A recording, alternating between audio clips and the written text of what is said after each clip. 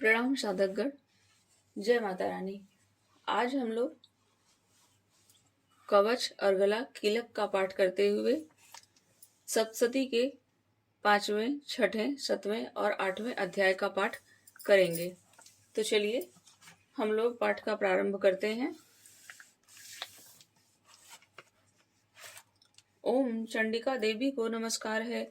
मार्कंडेय जी ने कहा, पितामह, जो इस संसार में परम गोपनीय तथा मनुष्यों की सब प्रकार से रक्षा करने वाला है और जो अब तक आपने दूसरे किसी के सामने प्रकट नहीं किया हो, ऐसा कोई साधन मुझे बताइए। ब्रह्मा जी बोले, ब्राह्मण, ऐसा साधन तो एक देवी का कवच ही है, जो गोपनीय से भी परम गोपनीय, पवित्र तथा संपूर्ण प्राणियों का उपकार करने वाला है। महामुनि, उसे श्रवण करो। देवी की 9 मूर्तियां हैं, जिन्हें 9 दुर्गा कहते हैं। उनके पृथक पृथक नाम बतलाए जाते हैं। प्रथम नाम शैलपुत्री, दूसरी मूर्ति का नाम ब्रह्मचारिणी है, तीसरा स्वरूप चंद्रघंटा के नाम से प्रसिद्ध है, चौथी मूर्ति को कूष्मांडा कहते हैं, पांचवी दुर्गा का नाम स्कंद माता है, देवी के छठे रूप को कात्यायनी कहते हैं, सातवां कालरात्रि और 8वां स्वरूप महागौरी के नाम से प्रसिद्ध है, नवी दुर्गा का नाम सिद्धिदात्री है। ये सब नाम सर्वज्ञ महात्मा वेद भगवान के द्वारा ही प्रतिपादित हुए हैं। जो मनुष्य अग्नि में जल रहा हो, रणभूमि में शत्रुओं से घिर गया हो, विषम संकट में फंस गया हो तथा इस प्रकार के भय से आतुर होकर जो भगवती दुर्गा की शरण में प्राप्त हुए हों, उनका कभी कोई अमंगल नहीं होता। युद्ध के समय संकट पड़ने पर भी उनके ऊपर कोई विपत्ति नहीं दिखाई देती। उन्हें शोक, दुख और भय की प्राप्ति नहीं होती। जिन्होंने भक्ति पूर्वक देवी का स्मरण किया है, उनका निश्चय ही अभ्युदय होता है। देवेश्वरी, जो तुम्हारा चिंतन करते हैं, उनकी तुमने संदेह रक्षा करती हो। चामुंडा देवी प्रेत पर आरूढ़ होती हैं, वाराही भैंसे पर सवारी करती हैं, ऐन्द्री का वाहन ऐरावत हाथी है, वैष्णवी देवी गरुड़ पर ही आसन जमाती हैं, माहेश्वरी वृषभ पर आरूढ़ होती हैं, कौमारी का वाहन मयूर है, भगवान विष्णु की प्रियतमा लक्ष्मी देवी कमल के आसन पर विराजमान है और हाथों में कमल धारण किए हुए हैं। वृषभ पर आरूढ़ ईश्वरी देवी ने श्वेत रूप धारण कर रखा है। ब्राह्मी देवी हंस पर बैठी हुई हैं और सब प्रकार के आभूषणों से विभूषित हैं।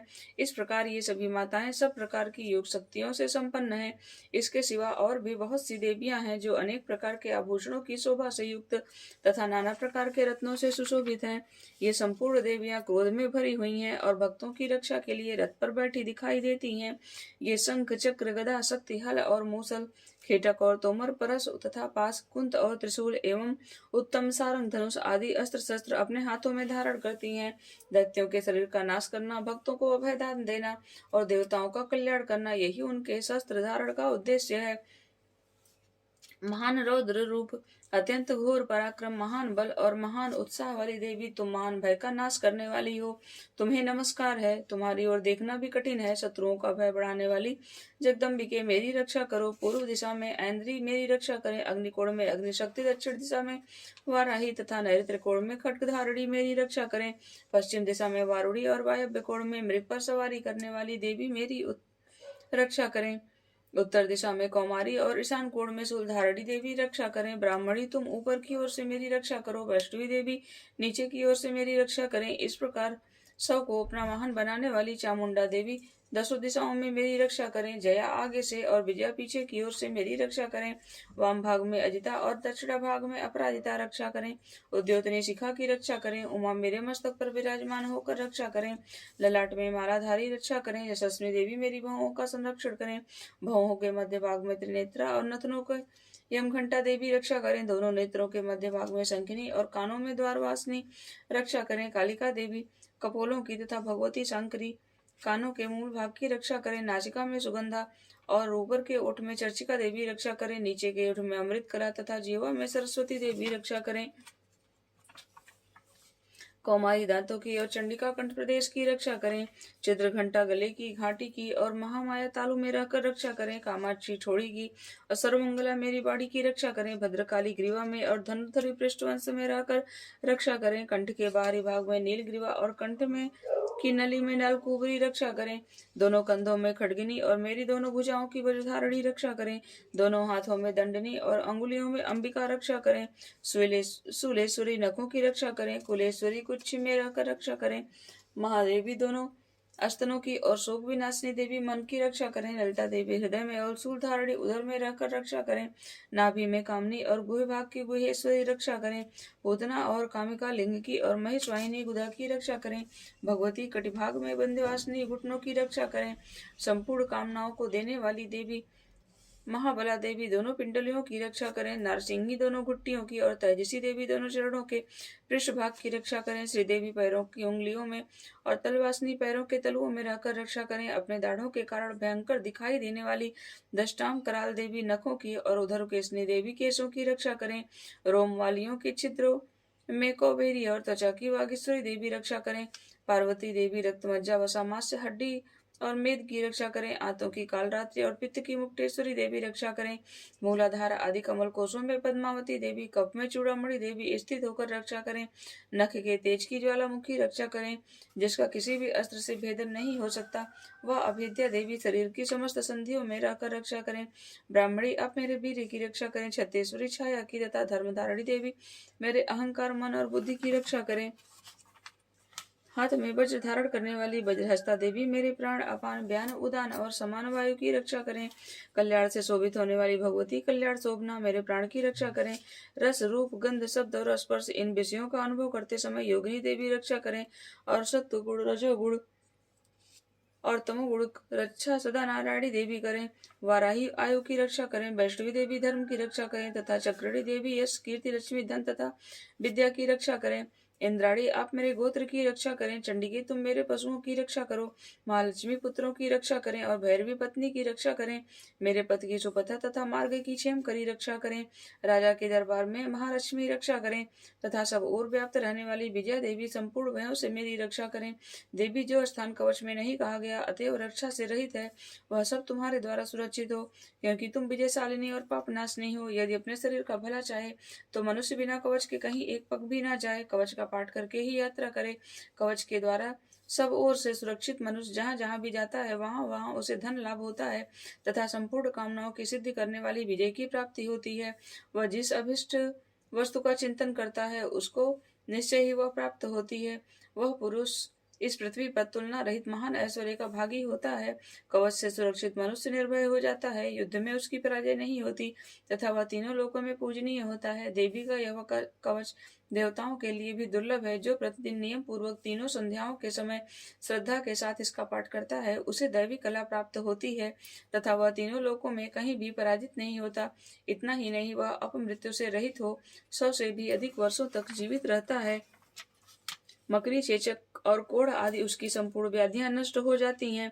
कनेर, भांग, अफीम, धतूरे आदि का स्थावर विष, सांप, बिच्छू आदि के काटने से चढ़ा हुआ जंगम विष तथा अहिफेन और तेल के संयोग आदि से बनने वाला कृत्रिम विष, ये सभी प्रकार के विष दूर हो जाते हैं, उनका कोई असर नहीं होता। इस पृथ्वी पर मारण, मोहन आदि जितने भी आविचारिक प्रयोग होते हैं तथा इस प्रकार के जितने मंत्र यंत्र होते हैं, वे सब इस कवच के हृदय में धारण कर लेने पर उस मनुष्य को देखते ही नष्ट हो जाते हैं। यही नहीं, पृथ्वी पर विचरने वाले ग्राम देवता, आकाशचारी देव, विशेष जल के संबंध से प्रकट होने वाले गण, उपदेश मात्र से सिद्ध होने वाले निम्न कोटि के देवता, अपने जन्म के साथ प्रकट होने वाले देवता, कुल देवता, माला, डाकनी, शाकनी, अंतरिक्ष में विचरने वाली अत्यंत बलवती भयानक डाकिनियां, ग्रह, भूत, पिशाच, यक्ष, गंधर्व, राक्षस, ब्रह्म राक्षस, बेताल, कूष्मांड और भैरव आदि अनिष्ट कारक देवता भी हृदय में कवच धारण किए रहने पर उस मनुष्य को देखते ही भाग जाते हैं। कवचधारी पुरुष को राजा से सम्मान वृद्धि प्राप्त होती है। यह कवच मनुष्य के तेज की वृद्धि करने वाला और उत्तम है। कवच का पाठ करने वाला पुरुष अपनी कीर्ति से विभूषित भूतल पर अपने सुयश के साथ साथ वृद्धि को प्राप्त होता है। जो पहले कवच का पाठ करके उसके बाद सप्तशती चंडी का पाठ करता है, उसकी जब तक वन पर्वत और कानूनों सहित यह पृथ्वी टिकी रहती है तब तक यहाँ पुत्र पौत्र आदि संतान परंपरा बनी रहती है। फिर देह का अंत होने पर वह पुरुष भगवती महामाया के प्रसाद से उस नित्य परम पद को प्राप्त होता है जो देवताओं के लिए भी दुर्लभ है। वह सुंदर दिव्य रूप धारण करता और कल्याण में शिव के साथ आनंद का भागी होता है। बोलो माता रानी की जय। इस प्रकार कवच का पाठ पूर्ण हुआ। अब हम अर्गला का पाठ प्रारंभ करेंगे। ओम अथ अर्गला स्तोत्रम। ओम चंडिका देवी को नमस्कार है। मार्कंडे जी कहते हैं, जयंती मंगला काली भद्रकाली कपालिनी दुर्गा क्षमा शिवा धात्री स्वाहा सदा स्वाहा और सदा इन नामों से प्रसिद्ध जगदम्बिके तुम्हें मेरा नमस्कार है। देवी चामुंडे तुम्हारी जय हो। संपूर्ण प्राणियों की पीड़ा हरने वाली देवी तुम्हारी जय हो। सब में व्याप्त रहने वाली देवी तुम्हारी जय हो। काल रात्रि तुम्हें नमस्कार है। मधु और कैटभ को मारने वाली तथा ब्रह्मा जी को वरदान देने वाली देवी तुम्हें नमस्कार है। तुम मुझे रूप दो, जय दो, यश दो और काम क्रोध आदि शत्रुओं का नाश करो। महिषासुर का नाश करने वाली और भक्तों को सुख देने वाली देवी तुम्हें नमस्कार है। तुम रूप दो, जय दो, यश दो और काम क्रोध आदि शत्रुओं का नाश करो। रक्तबीज का वध और चंड मुंड का विनाश करने वाली देवी तुम रूप दो, जय दो और यश दो, काम क्रोध आदि शत्रुओं का नाश करो। शुंभ और निशुंभ तथा धूम्र रोचन का मर्दन करने वाली देवी तुम रूप दो, जय दो, यश दो और काम क्रोध आदि शत्रुओं का नाश करो। सबके द्वारा वंदित युगल चरणों वाली तथा संपूर्ण सौभाग्य प्रदान करने वाली देवी तुम रूप दो, जय दो, यश दो और काम क्रोध आदि शत्रुओं का नाश करो। देवी तुम्हारे रूप और चरित्र अचिंत्य हैं। तुम समस्त शत्रुओं का नाश करने वाली हो। रूप दो, जय दो, यश दो और काम क्रोध आदि शत्रुओं का नाश करो।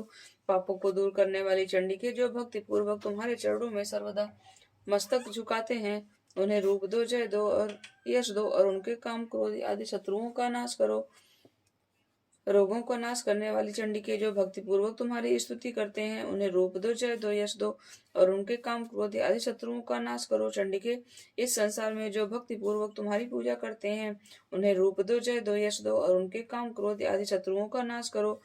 मुझे सौभाग्य और आरोग्य दो, परम सुख दो, रूप दो, जय दो, यश दो और मेरे काम क्रोध आदि शत्रुओं का नाश करो। जो मुझसे द्वेष रखते हों उनका नाश और मेरे बल की वृद्धि करो। रूप दो, जय दो, यश दो और मेरे काम क्रोध आदि शत्रुओं का नाश करो। देवी मेरा कल्याण करो, मुझे उत्तम संपत्ति प्रदान करो। रूप दो, जय दो, यश दो और काम क्रोध आदि शत्रुओं का नाश करो। अंबिके, देवता और असुर दोनों ही अपने माथे के मुकुट की मड़ियों की तुम्हारे चरणों पर घिसते रहते हैं। तुम रूप दो, जय दो, यश दो और काम क्रोध आदि शत्रुओं का नाश करो। तुम अपने भक्त जन को विद्वान, यशस्वी और लक्ष्मीवान बनाओ तथा रूप दो, जय दो, यश दो और उसके काम क्रोध आदि शत्रुओं का नाश करो। प्रचंड दैत्यों के दर्प का दलन करने वाली चंडिके मुझे शरणागत को रूप दो, जय दो, यश दो और मेरे काम क्रोध आदि शत्रुओं का नाश करो। चतुर्मुख ब्रह्मा के द्वारा प्रशंसित चार भुजाधारिणी परमेश्वरी तुम रूप दो, जय दो, यश दो और काम क्रोध आदि शत्रुओं का नाश करो। देवी अंबिके, भगवान विष्णु नित्य निरंतर भक्ति पूर्वक तुम्हारी स्तुति करते रहते हैं। तुम रूप दो, जय दो, यश दो और काम क्रोध आदि शत्रुओं का नाश करो। हिमालय कन्या पार्वती के पति महादेव जी के द्वारा प्रशंसित होने वाली परमेश्वरी तुम रूप दो, जय दो, यश दो और काम क्रोध आदि शत्रुओं का नाश करो। सचीपति इंद्र के द्वारा सद्भाव से पूजित होने वाली परमेश्वरी तुम रूप दो, जय दो, यश दो और काम क्रोध आदि शत्रुओं का नाश करो। प्रचंड भुज दंडों वाले दैत्यों का घमंड चूर करने वाली देवी तुम रूप दो, जय दो, यश दो और काम क्रोध आदि शत्रुओं का नाश करो। देवी अंबिके, तुम अपने भक्त जनों को सदा असीम आनंद प्रदान करती रहती हो। मुझे रूप दो, जय दो, यश दो और मेरे काम क्रोध आदि शत्रुओं का नाश करो। मन की इच्छा के अनुसार चलने वाली मनोहर पत्नी प्रदान करो, जो दुर्गम संसार सागर से तारने वाली तथा उत्तम कुल में उत्पन्न हुई हो। जो मनुष्य इस स्तोत्र का पाठ करके सप्तशती रूपी महास्तोत्र का पाठ करता है, वह सप्तशती की जप संख्या से मिलने वाले श्रेष्ठ फल को प्राप्त होता है। साथ ही वह प्रचुर संपत्ति भी प्राप्त कर लेता है। इति देव्या का अर्गला स्तोत्रम संपूर्णम।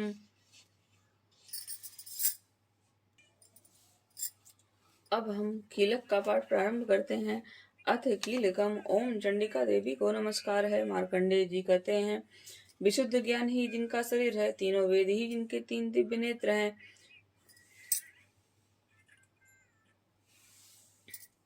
जो कल्याण प्राप्ति के हेतु है तथा अपने मस्तक पर अर्धचंद्र का मुकुट धारण करते हैं, उन भगवान शिव को नमस्कार है।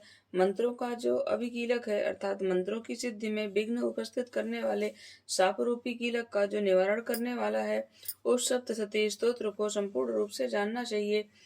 यद्यपि सप्तशती के अतिरिक्त अन्य मंत्रों के जप में भी जो निरंतर लगा रहता है, वह भी कल्याण का भागी होता है। उसके भी उच्चाटन आदि कर्म सिद्ध होते हैं तथा उसे भी समस्त दुर्लभ वस्तुओं की प्राप्ति हो जाती है। तथापि जो अन्य मंत्रों का जप न करके केवल इस सप्तशती नामक स्तोत्र से ही देवी की स्तुति करते हैं, उन्हें स्तुति मात्र से ही सच्चिदानंद स्वरूपणी देवी सिद्धि हो जाती है। उन्हें अपने कार्य की सिद्धि के लिए मंत्र, औषधि तथा अन्य किसी साधन के उपयोग की आवश्यकता नहीं रहती। बिना जप के ही उनके उच्चाटन आदि समस्त आभिचारिक कर्म सिद्ध हो जाते हैं। इतना ही नहीं, उनकी संपूर्ण अभिष्ट वस्तुएं भी सिद्ध होती हैं।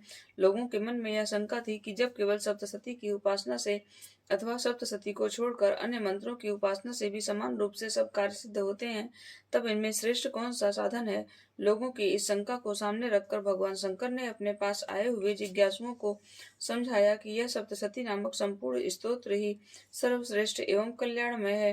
तदंतर भगवती चंडिका के सप्तशती नामक स्तोत्र का महादेव जी ने गुप्त कर दिया। सप्तशती के पाठ से जो पुण्य प्राप्त होता है उसकी कभी समाप्ति नहीं होती, किंतु अन्य मंत्रों के जप जन्य पुण्य की समाप्ति हो जाती है। अतः भगवान शिव ने अन्य मंत्रों की अपेक्षा जो सप्तशती की ही श्रेष्ठता का निर्णय किया, उसे यथार्थ ही जानना चाहिए। अन्य मंत्रों का जप करने वाला पुरुष भी यदि सप्तशती के स्तोत्र और जप का अनुष्ठान कर ले, तो वह भी पूर्ण रूप से कल्याण का भागी होता है। इसमें तनिक भी संदेह नहीं। जो साधक कृष्ण पक्ष की चतुर्दशी अथवा अष्टमी को एकाग्रचित्त होकर भगवती की सेवा में अपना सर्वस्व समर्पित कर देता है और फिर उसे प्रसाद रूप से ग्रहण करता है, उसी पर भगवती प्रसन्न होती हैं, अन्यथा उनकी प्रसन्नता नहीं प्राप्त होती। इस प्रकार सिद्धि के प्रतिबंधक रूप कीलक के द्वारा महादेव जी ने इस स्तोत्र को कीलित कर रखा है। जो पूर्वोक्त रीति से निष्कीलन करके इस सप्तशती स्तोत्र का प्रतिदिन स्पष्ट उच्चारण पूर्वक पाठ करता है, वह मनुष्य सिद्ध हो जाता है, वही देवी का पार्षद होता है और वही गंधर्व भी होता है। सर्वत्र विचरते रहने पर भी इस संसार में उसे कहीं भी भय नहीं होता। वह अपमृत्यु के वश में नहीं पड़ता तथा देह त्यागने के अनंतर मोक्ष प्राप्त कर लेता है। अतः कीलन को जानकर उसका परिहार करके ही सप्तशती का पाठ आरंभ करें। जो ऐसा नहीं करता उसका नाश हो जाता है। इसलिए कीलक और निष्कीलन का ज्ञान प्राप्त करने पर ही यह स्तोत्र निर्दोष होता है और विद्वान पुरुष इस निर्दोष स्तोत्र का ही पाठ आरंभ करते हैं। स्त्रियों में जो कुछ भी सौभाग्य आदि दृष्टिगोचर होता है, वह सब देवी के प्रसाद का ही फल है। अतः इस कल्याण में स्तोत्र का सदा जप करना चाहिए।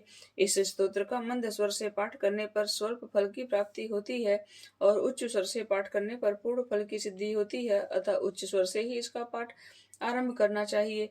जिनके प्रसाद से ऐश्वर्य, सौभाग्य, आरोग्य, संपत्ति, शत्रुनाश और परम मोक्ष की भी सिद्धि होती है, उन कल्याणमयी जगदम्बा की स्तुति मनुष्य क्यों नहीं करता। अर्थात उन कल्याणमयी जगदम्बा की स्तुति मनुष्य को करनी चाहिए। इति देव्या कीलक स्तोत्रम संपूर्णम। अब हम लोग सप्तशती के 5, 6, 7 और 8 अध्याय का पाठ करेंगे।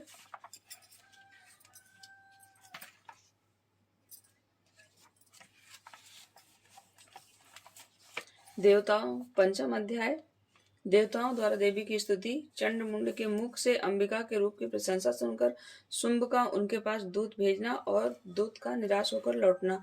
पंचम अध्याय में इसी प्रकरण का वर्णन है। चलिए हम इसका पाठ प्रारंभ करते हैं। ओम। इस उत्तर चरित्र के रुद्र ऋषि हैं, महासरस्वती देवता हैं, अनुष्टुप छंद है, भीमा शक्ति है, भ्रामरी बीज है, सूर्य तत्व है और सामवेद स्वरूप है। महासरस्वती की प्रसन्नता के लिए जो उत्तर चरित्र के पाठ में इसका विनियोग किया जाता है, जो अपने कर कमलों में घंटा, शूल, हल, शंख, मूसल, चक्र, धनुष और बाण धारण करती हैं, शरद ऋतु के शोभा संपन्न चंद्रमा के समान जिनकी मनोहर कांति है, जो तीनों लोगों की आधारभूता और शुंभ आदि दैत्यों का नाश करने वाली हैं, तथा गौरी के शरीर से जिनका प्राकट्य हुआ है, उन महासरस्वती देवी का मैं निरंतर भजन करती हूँ। ऋषि कहते हैं, पूर्व काल में शुंभ और निशुंभ नामक असुरों ने अपने बल के घमंड में आकर सचीपति इंद्र के हाथ से तीनों लोगों का राज्य और यज्ञ भाग छीन लिए। वे दोनों सूर्य, चंद्रमा, कुबेर, यम और वरुण के अधिकार का भी उपयोग करने लगे। वायु और अग्नि का कार्य भी वे ही करने लगे। उन दोनों ने सब देवताओं को अपमानित, राज्य भ्रष्ट, पराजित तथा अधिकारहीन करके स्वर्ग से निकाल दिया। उन दोनों महान असुरों से तिरस्कृत देवताओं ने अपराजिता देवी का स्मरण किया और सोचा, जगदम्बा ने हम लोगों को वर दिया था कि आपत्ति काल में स्मरण करने पर मैं तुम्हारी सब आपत्तियों का तत्काल नाश कर दूंगी। यह विचार कर देवता गिरिराज हिमालय पर गए और वहां भगवती विष्णु माया की स्तुति करने लगे। देवता बोले, देवी को नमस्कार है, महादेवी शिवा को सर्वदा नमस्कार है, प्रकृति एवं भद्रा को प्रणाम है। हम लोग नियम पूर्वक जगदम्बा को नमस्कार करते हैं। रुद्रा को नमस्कार है, नित्या, गौरी एवं धात्री को बारंबार नमस्कार है। ज्योत्सनामयी चंद्र रूपी तथा सुख स्वरूपा देवी को सतत प्रणाम है। शरणागतों का कल्याण करने वाली वृद्धि एवं सिद्ध रूपा देवी को हम बारंबार नमस्कार करते हैं। नैऋत्री राजाओं की लक्ष्मी तथा सर्वाणी स्वरूपा आप जगदम्बा को बार बार नमस्कार है। दुर्गा, दुर्गपरा, सारा, सर्वकारिणी, ख्याति, कृष्णा और धूम्रा देवी को सर्वदा नमस्कार है। अत्यंत सौम्य, अत्यंत रौद्र रूपा देवी को हम नमस्कार करते हैं। उन्हें हमारा बारंबार प्रणाम है। जगत को आधारभूता कृति देवी को बारंबार नमस्कार है। जो देवी सब प्राणियों में विष्णु माया के नाम से कही जाती हैं, उनको नमस्कार, उनको बारंबार नमस्कार है। जो देवी सब प्राणियों में चेतना कहलाती हैं, उनको नमस्कार, उनको बारंबार नमस्कार है। जो देवी सब प्राणियों में बुद्ध रूप से स्थित है, उनको नमस्कार, उनको बारंबार नमस्कार है। जो देवी सब प्राणियों में निद्रा रूप से स्थित है, उनको नमस्कार, उनको बारंबार नमस्कार है। जो देवी सब प्राणियों में क्षुधा रूप से स्थित है, उनको नमस्कार, उनको बारंबार नमस्कार है। जो देवी सब प्राणियों में छाया रूप से स्थित है, उनको नमस्कार, उनको बारंबार नमस्कार है। जो देवी सब प्राणियों में शक्ति रूप से स्थित है, उनको नमस्कार, उनको बारंबार नमस्कार है। जो देवी सब प्राणियों में तृष्णा रूप से स्थित है, उनको नमस्कार, उनको बारंबार नमस्कार है। जो देवी सब प्राणियों में क्षमा रूप से स्थित है, उनको नमस्कार, उनको बारंबार नमस्कार है। जो देवी सब प्राणियों में जाति रूप से स्थित हैं, उनको नमस्कार, उनको बारंबार नमस्कार है। जो देवी सब प्राणियों में लज्जा रूप से स्थित हैं, उनको नमस्कार, उनको बारंबार नमस्कार है। जो देवी सब प्राणियों में शांति रूप से स्थित हैं, उनको नमस्कार, उनको बारंबार नमस्कार है। जो देवी सब प्राणियों में श्रद्धा रूप से स्थित हैं, उनको नमस्कार, उनको बारंबार नमस्कार है। जो देवी सब प्राणियों में कांति रूप से स्थित हैं, उनको नमस्कार, उनको बारंबार नमस्कार है। जो देवी सब प्राणियों में लक्ष्मी रूप से स्थित हैं, उनको नमस्कार, उनको बारंबार नमस्कार है। जो देवी सब प्राणियों में वृत्त रूप से स्थित हैं, उनको नमस्कार, उनको बारंबार नमस्कार है। जो देवी सब प्राणियों में स्मृति रूप से स्थित हैं, उनको नमस्कार, उनको बारंबार नमस्कार है। जो देवी सब प्राणियों में दया रूप से स्थित हैं, उनको नमस्कार, उनको बारंबार नमस्कार है। जो देवी सब प्राणियों में तुष्टि रूप से स्थित हैं, उनको नमस्कार, उनको बारंबार नमस्कार है। जो देवी सब प्राणियों में माता रूप से स्थित हैं, उनको नमस्कार, उनको बारंबार नमस्कार है। जो देवी सब प्राणियों में भ्रांति रूप से स्थित हैं, उनको नमस्कार, उनको बारंबार नमस्कार है। जो जीवों के इंद्रिय वर्ग की अधिष्ठात्री देवी एवं सब प्राणियों में सदा व्याप्त रहने वाली हैं, उन व्याप्ति देवी को बारंबार नमस्कार है। जो देवी चैतन्य रूप से इस संपूर्ण जगत को व्याप्त करके स्थित हैं, उनको नमस्कार, उनको बारंबार नमस्कार है। पूर्व काल में अपने अभिष्ट की प्राप्ति से होने से देवताओं ने जिनकी स्तुति की तथा देवराज इंद्र ने बहुत दिनों तक जिनका सेवन किया, वह कल्याण की साधना भूत ईश्वरी हमारा कल्याण और मंगल करें तथा सारी आपत्तियों का नाश कर डालें। उद्दंड दैत्यों से सताए हुए हम सभी देवता जिन परमेश्वरी को इस समय नमस्कार करते हैं तथा जो भक्ति से विनम्र पुरुषों द्वारा स्मरण की जाने पर तत्काल ही संपूर्ण विपत्तियों का नाश कर देती हैं, वे जगदम्बा हमारा संकट दूर करें। ऋषि कहते हैं, राजन, इस बार जब देवता स्तुति कर रहे थे, उस समय पार्वती देवी गंगा जी के जल में स्नान करने के लिए वहां आईं।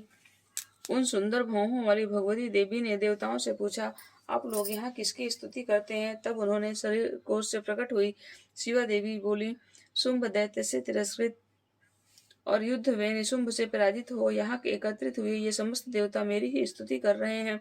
पार्वती जी के शरीर कोश से अंबिका का प्रादुर्भाव हुआ था, इसलिए वे समस्त लोकों में कौशिकी कही जाती हैं। कौशिकी के प्रकट होने के बाद पार्वती देवी का शरीर काले रंग का हो गया, अतः वे हिमालय पर रहने वाली कालिका देवी के नाम से विख्यात हुई।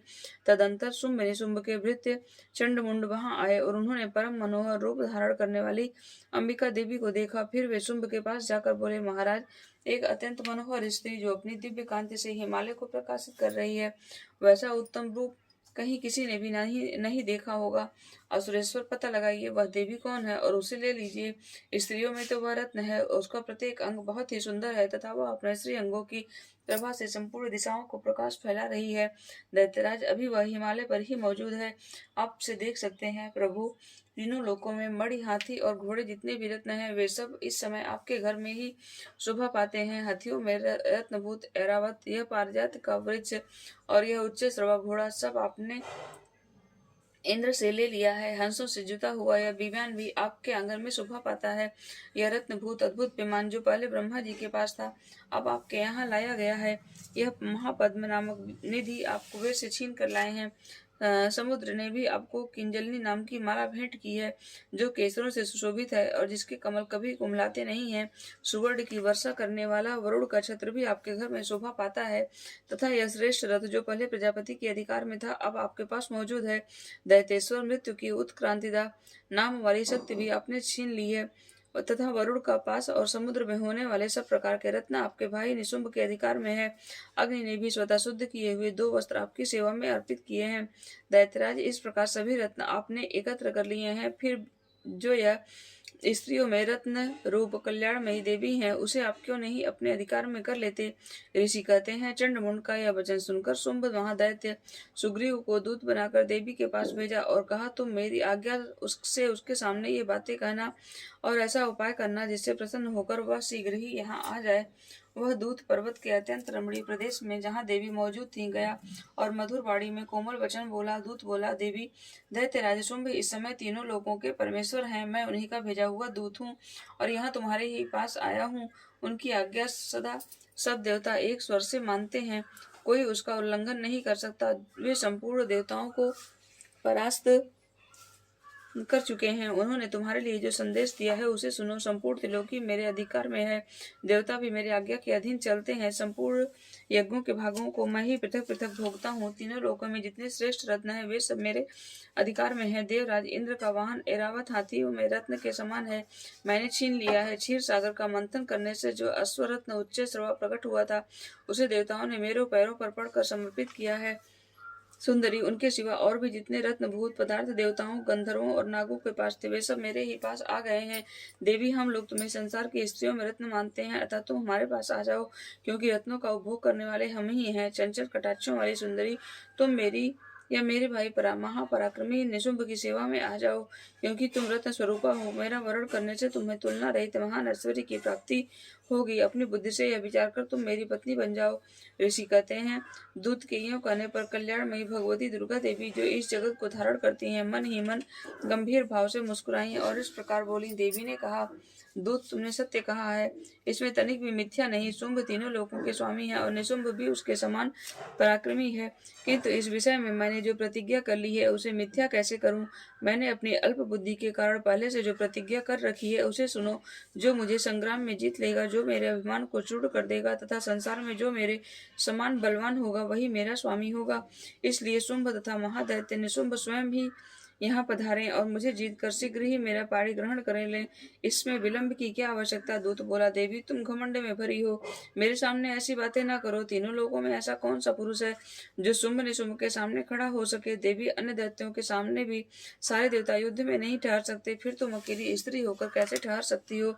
जिन शुंभ आदि दैत्यों के सामने इंद्र आदि सब देवता भी युद्ध में खड़े नहीं हुए, उनके सामने तुम स्त्री होकर कैसे जाओगी। इसलिए तुम मेरे कहने पर शुंभ निशुंभ के पास चली चलो। ऐसा कहने से तुम्हारे गौरव की रक्षा होगी, अन्यथा जब वे केस पकड़कर घसीटेंगे तब तुम्हें अपनी प्रतिष्ठा खोकर जाना पड़ेगा। देवी ने कहा, तुम्हारा कहना ठीक है, शुंभ बलवान है और निशुंभ भी बड़े पराक्रमी है, किंतु क्या करूं, मैंने पहले बिना सोचे समझे प्रतिज्ञा कर ली है, अतः अब तुम जाओ। मैंने तुमसे जो कुछ कहा है वह सब अपने दैत्य राज से आदर पूर्वक कहना, फिर वे जो उचित जान पड़े करें।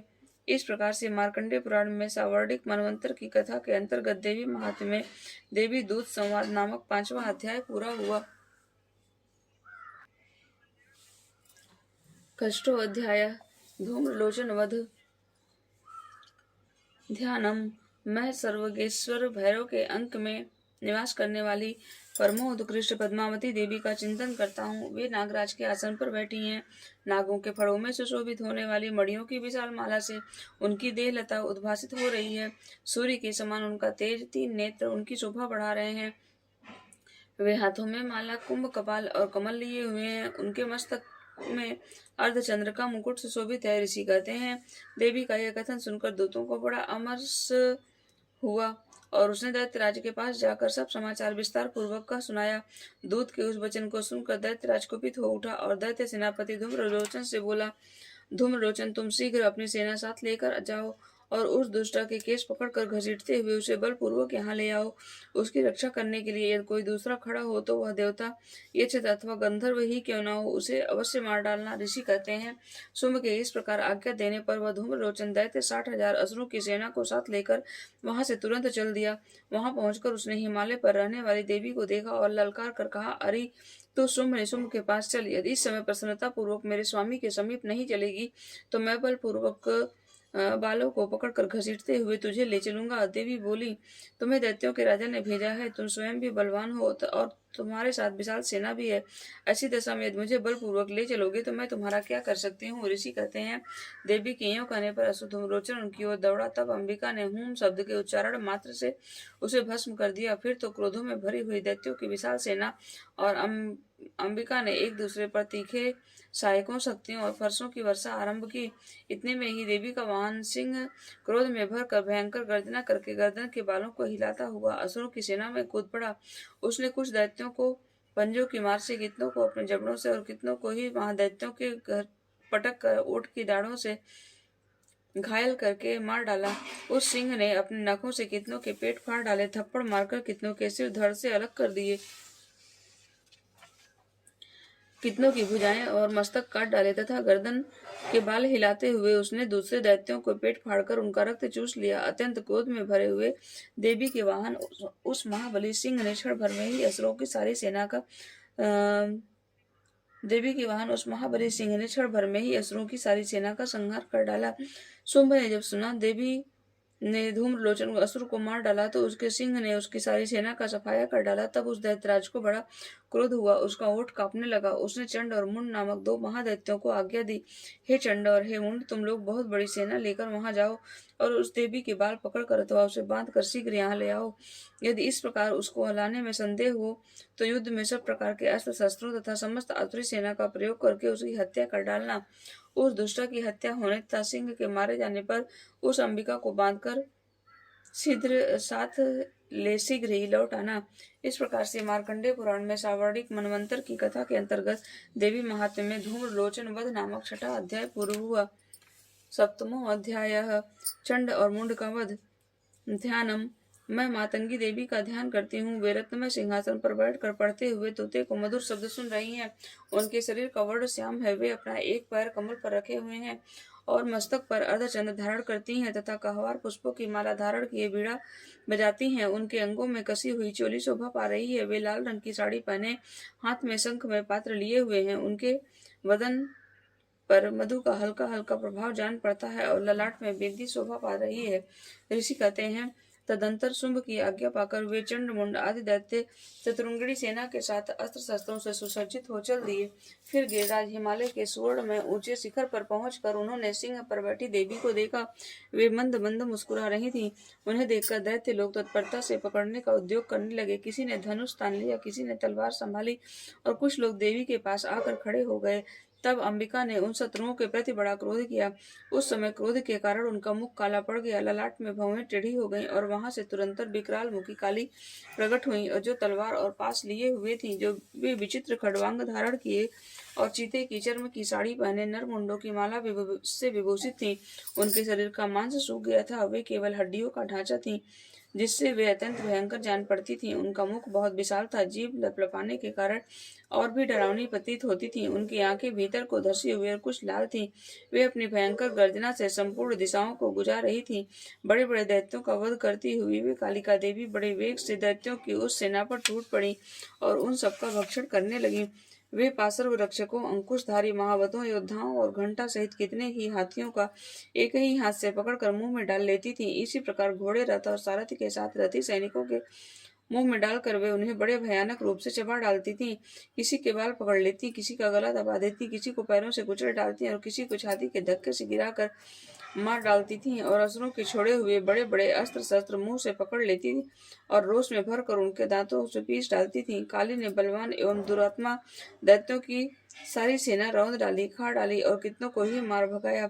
कोई तलवार के घाट से उतारे गए, कोई खट्वांग से पीटे गए और कितने ही असुर दांतों के अग्रभाग से कुचले जाकर मृत्यु को प्राप्त हुए। इस प्रकार देवी ने असुरों की उस सारी सेना को क्षण भर में मार गिराया। यह देख चंड और उन अत्यंत भयानक काली देवी की ओर दौड़ा तथा महादैत्य मुंड ने भी अत्यंत भयंकर बाणों की वर्षा से तथा हजारों बार चलाए हुए चक्रों से उन भयानक नेत्रों वाली देवी को आच्छादित कर दिया। वे अनेक चक्र देवी के मुख में समाते हुए ऐसे जान पड़े मानो सूर्य के बहुतेरे मंडल बादलों के उदर में प्रवेश कर रहे हों। तब भयंकर गर्जना करने वाली काली ने अत्यंत रोष में भरकर विकट अट्टहास किया। उस समय उनके विकराल बदन के भीतर कठिनता से देखे जा सकने वाले दांतों की प्रभा से वे अत्यंत उज्जवल दिखाई देती थीं। देवी ने बहुत बड़ी तलवार हाथ में ले हम का उच्चारण करके चंड पर धावा किया और उसके केस पकड़कर उसी तलवार से उसका मस्तक काट डाला। चंड को मरा देखकर मुंड भी देवी की ओर दौड़ा। तब देवी ने रोष में भरकर उसे भी तलवार से घायल करके धरती पर सुला दिया। महापराक्रमी चंड और मुंड को मार गिराया गया देख मरने से बची हुई बाकी सेना भय से व्याकुल हो चारों ओर भाग गई। तदंतर काली ने चंड और मुंड को मस्तक हाथ में ले चंडिका के पास जाकर प्रचंड अट्टहास करते हुए कहा, देवी, मैंने चंड और मुंड नामक इन दो महापशुओं की तुम्हें भेंट की। अब युद्ध यज्ञ में तुम शुंभ और निशुंभ का स्वयं ही वध करना। ऋषि कहते हैं, वहां लाए हुए उन चंड मुंड नामक महादैत्यों को देखकर कल्याणमयी चंडी ने काली से मधुर वाणी में कहा, देवी, तुम चंड और मुंड को लेकर मेरे पास आई हो, इसलिए इस संसार में चामुंडा के नाम से तुम्हारी ख्याति होगी। इस प्रकार से मार्कंडेय पुराण में सावर्णिक मनमंत्र की कथा के अंतर्गत देवी महात्म्य में चंड मुंडवध नामक 7वां अध्याय पूर्ण हुआ। 8वां अध्याय रक्त बीज वध ध्यानम। मैं अणिमा आदि सिद्धिमयी किरणों से आवृत भवानी का ध्यान करती हूँ। उनके शरीर का रंग लाल है, नेत्रों में करुणा लहरा रही है और हाथों में पास, अंकुश, बाण और धनुष शोभा पाते हैं। ऋषि कहते हैं, चंड और मुंड नामक दैत्यों के मारे जाने तथा बहुत से सेना का संहार हो जाने पर दैत्यों के राजा प्रतापी शुंभ के मन में बड़ा क्रोध हुआ और उसने दैत्यों की संपूर्ण सेना को युद्ध के लिए कूच करने की आज्ञा दी। वह बोला, आज युधावध नामक 86 दैत्य सेनापति अपनी सेनाओं के साथ युद्ध के लिए प्रस्थान करें। कंबु नाम वाले दैत्यों के 84 सेनानायक अपनी वाहिनी से घिरे हुए यात्रा करें। 50 कोटि वीर कुल के और 100 धर्म कुल के असुर सेनापति मेरी आज्ञा से सेना सहित कूच करें।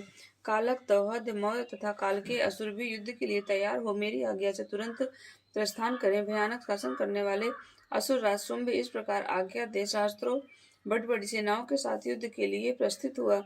उसका अत्यंत भयंकर सेना आती देख चंडिका ने अपने धनुष की टंकार से पृथ्वी और आकाश के बीच का भाग बुझा दिया। राजन, तदंतर देवी के सिंह ने भी बड़े जोर जोर से दहाड़ना आरंभ किया। फिर अंबिका ने घंटे के शब्द से उस ध्वनि को और भी बढ़ा दिया। धनुष की टंकार, सिंह की दहाड़ और घंटे की ध्वनि से संपूर्ण दिशाएं गूंज उठी। उस भयंकर शब्द से काली ने अपने विकराल मुख को और भी बढ़ा लिया तथा इस प्रकार ये विजयनी हुई। उस समय उस तुमुल नाद को सुनकर दैत्यों की सेनाओं ने चारों ओर से आकर चंडिका देवी, सिंह तथा काली देवी को क्रोध पूर्वक घेर लिया। राजन, इसी बीच में असुरों का विनाश तथा देवताओं के अभ्युदय के लिए ब्रह्मा, शिव, कार्तिकेय, विष्णु तथा इंद्र आदि देवों की शक्तियां जो अत्यंत पराक्रम तथा बल से संपन्न थीं, उनके शरीर से निकलकर उन्हीं के रूप में चंडिका देवी के पास गईं। जिस देवता का जैसा रूप, जैसी वेशभूषा और जैसा वाहन ठीक वैसे ही साधनों से संपन्न हो, उसकी शक्ति असुरों से युद्ध करने के लिए आई। सबसे पहले हंस युक्त विमान पर बैठी हुई अच्छ सूत्र और कमंडल से सुशोभित ब्रह्मा जी की शक्ति उपस्थित हुई, जिसे ब्राह्मणी कहते हैं। महादेव जी ने शक्ति वृषभ पर आरूढ़ हो हाथों में श्रेष्ठ त्रिशूल और धारण किए हुए नाग का कंकड़ पहने मस्तक पर चंद्र रेखा से विभूषित हो वहां आ पहुंची। कार्तिकेय जी की शक्ति स्वरूपा जगदम्बिका उन्हीं का रूप धारण किए हुए श्रेष्ठ मयूर पर आरूढ़ हो हाथ में शक्ति लिए दैत्यों से युद्ध करने के लिए आई। इसी प्रकार भगवान विष्णु की शक्ति गरुड़ पर विराजमान हो शंख, चक्र, गदा, सारंग, धनुष तथा खड्ग हाथों में लिए वहां आई। अनुपम यज्ञ वाराह का रूप धारण करने वाली श्रीहरि का जो शक्ति है, वह वाराह शरीर धारण करके वहां उपस्थित हुई।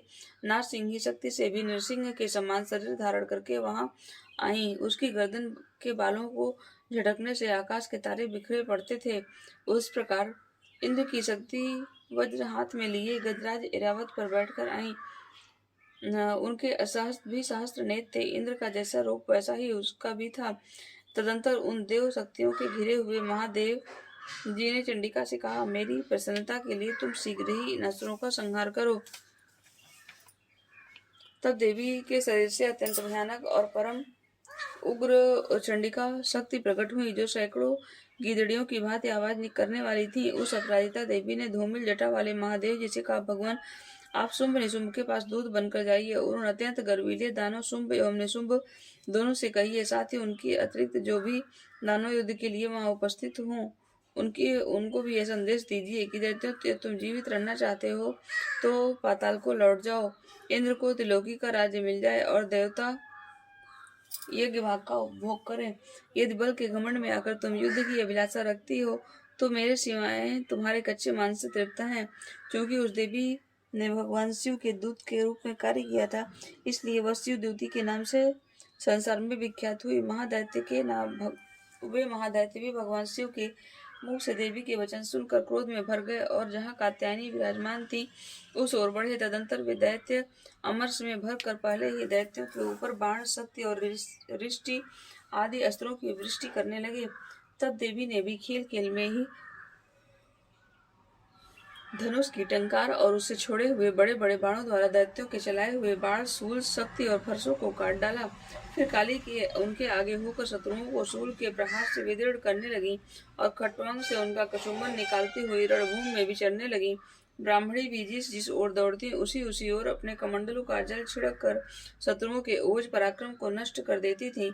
माहेश्वरी ने त्रिशूल से तथा वैष्णवी ने चक्र से और अत्यंत क्रोध में भरी हुई कुमार कार्तिकेय की शक्ति से दैत्यों का संहार आरंभ कर दिया। इंद्र शक्ति के वज्र प्रहार से विदीर्ण हो सैकड़ों दैत्य दानव रक्त की धारा बहाते हुए पृथ्वी पर सो गए। वाराही शक्ति ने कितनों को अपने थूथुन की मार से नष्ट किया। दाढ़ों के अग्रभाग कितनों की छाती को छेद डाली तथा कितने ही दैत्य उस चक्र की चोट से विदीर्ण होकर गिर पड़े। नारसिंही भी दूसरे महादैत्यों को अपने नखों से विदीर्ण करके खाती और सिंह नाद से दिशाओं एवं आकाश को बुझाती हुई युद्ध क्षेत्र में विचरने लगी। कितने ही असुर शिव द्यूति के प्रचंड अट्टहास से अत्यंत भयभीत हो पृथ्वी पर गिर पड़े और गिरने पर उन्हें शिव द्यूति ने उन्हें अपना ग्रास बना लिया। इस सब प्रकार क्रोध में भरे हुए मातृगणों को नाना प्रकार के उपायों से बड़े बड़े असुरों का मर्दन करते देख दैत्य सैनिक भाग खड़े हुए। मातृगणों से पीड़ित दैत्यों के युद्ध से भागते देख रक्तबीज नामक महादैत्य क्रोध में भर कर युद्ध करने के लिए आया। उसके शरीर से जब रक्त की बूंद पृथ्वी पर गिरती तब उसके समान शक्ति वाला एक दूसरा महादैत्य पृथ्वी पर पैदा हो जाता। महासुर रक्तबीज हाथों में गदा लेकर इंद्र शक्ति के साथ युद्ध करने लगा। तब इंद्र ने अपने वज्र से रक्तबीज को मारा। वज्र से घायल होने पर उसके शरीर से बहुत सा रक्त चूने लगा और उससे उसी के समान रूप तथा पराक्रम वाले योद्धा उत्पन्न होने लगे। उसके शरीर से रक्त की जितनी बूंदें गिरी उतने ही पुरुष उत्पन्न हो गए। वे सब रक्त बीज के समान ही वीर्यवान, बलवान तथा पराक्रमी थे।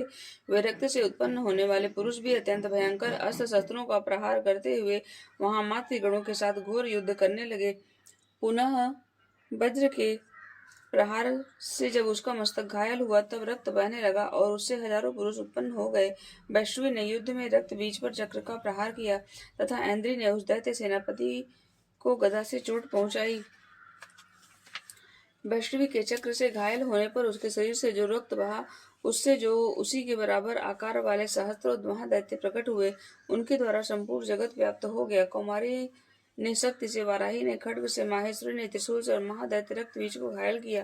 क्रोध में भरे हुए उस महादैत्य रक्तबीज ने भी गदा से सभी मातृ शक्तियों पर पृथक पृथक प्रहार किया।